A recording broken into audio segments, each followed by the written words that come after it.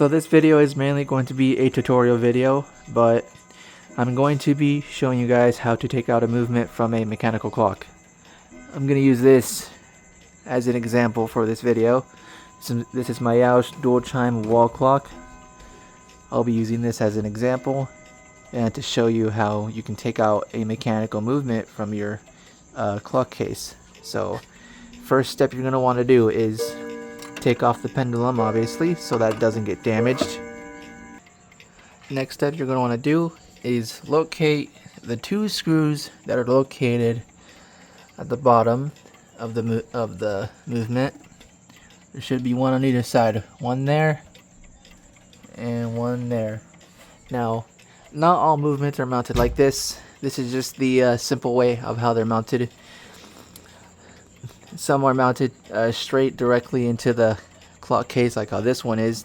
The movement's mounted through the back, or they're either mounted through the front of the case, like how my Howard Miller Shelburne is. But in today's video, I'm just going to be showing you guys the basic way of how they're held in. But now, not all movement screws are going to look like that. I'll show you what they usually look like. Usually they're going to look like that, or they'll look like that. But sometimes, where instead of being mounted from the bottom, like how this one is, it's mounted from the sides. Like that. One there, and one there. But it's basically the same thing on how you unscrew them. Unscrew it, take out movement, put the movement back in, screw it back on. Basically the same thing, but just in a different system, but it still works the same way. But I'm just going to be showing you how to take out a movement like this, like how this one's set up. So what you're going to want to do is unscrew first one. I usually go from this side to that side. That's how I usually go to take out movements. We got that one. Then next you unscrew this one. This one's always the most trickiest because I don't have much room to work with, unlike that side. Okay, there we go. Then once those are off, you can just slide it out. Now, some clocks have a little bracket that's mounted from the movement to the case. As you can see, there's a little hole right there, but there was a bracket there originally, but I took that off. Usually that's just held in by a little screw, so be aware of that. But anyways, now we can just slide the movement out. And there you go.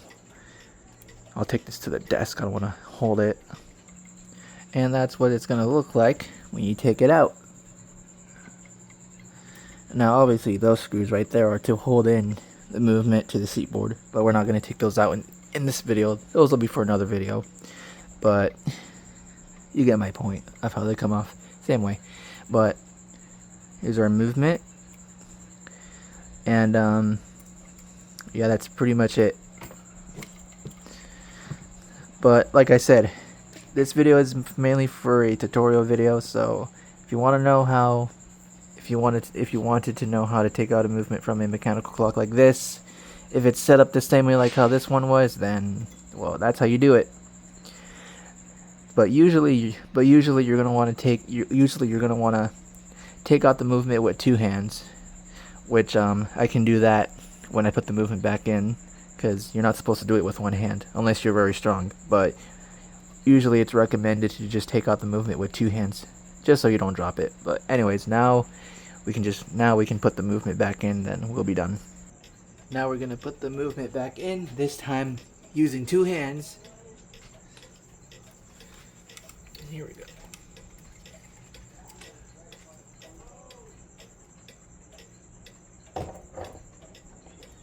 Want to line it up carefully, so get it all the way. I think that's good. Yep. Just carefully slide it back in. Now you're gonna wanna run down through all the hammers just to make sure that they're all hitting the notes correctly.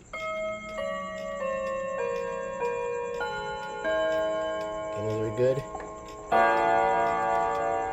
Those are good as well. Alright, the movement's fully back in. Then, now we can just put the little screws back on.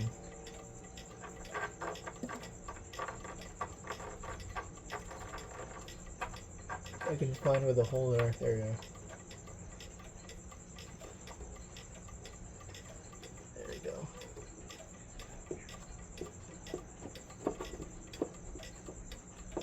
Alright, there we go. It's tied on there. And we can go ahead and shit. Take two. We can go ahead and put this one back on. Always got to use 2 hands for this one. This one's a little bit more tougher to get on, but it's doable.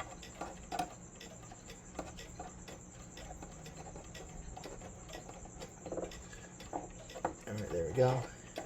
We'll do one last hammer run down.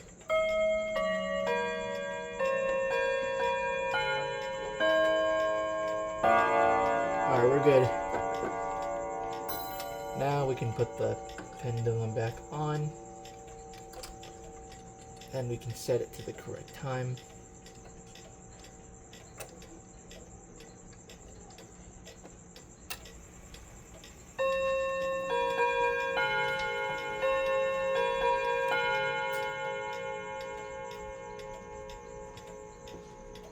It is 8:11, I think. Okay. 11:13. No, 8:13. What am I saying? About there. Alright. We're good to go. Close it up. And we are done. So that's how you take out a mechanical movement from a wall clock case. But yeah, hopefully you guys enjoyed this video. Hopefully you guys found this video helpful in any way. Make sure you guys like, comment, and subscribe. And I'll see you guys in the next video. Bye.